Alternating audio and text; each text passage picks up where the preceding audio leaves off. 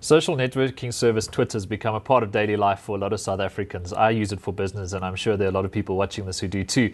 But a question that I get asked often is, how do I cut out the noise on Twitter? Because I feel compelled to follow colleagues and friends, but some of them annoy me all day long with inane tweets about what they had for breakfast and where they're going for lunch. So I'm going to show you today how to filter some of that out and just sort of organize Twitter around groups. There's a new feature that Twitter integrated recently called Lists, and this is a really great way to organize your contacts on Twitter into specific groups, and then you can obviously just monitor those groups and cut out some of the noise.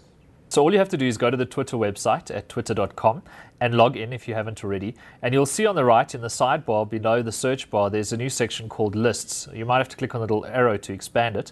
And if you have any lists, they'll be listed there. Otherwise, to create a list, you just click on New List.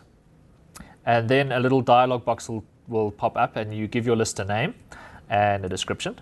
And then you can choose to make it public or private. So if this is a list you're going to want to share, obviously, then you make it public, and your friends can subscribe to that list and only follow those people, or follow those people additionally. Or you can make it private so that only you can see that list, which might be handy if you're making a list that you don't want your colleagues or friends to know about. So once you've chosen your public or private list and you've given it a name, you click on Create List, and your list will have been created. The next thing you do, obviously, is add people to this list. So you use the little search bar and you just type in friends' names, find them.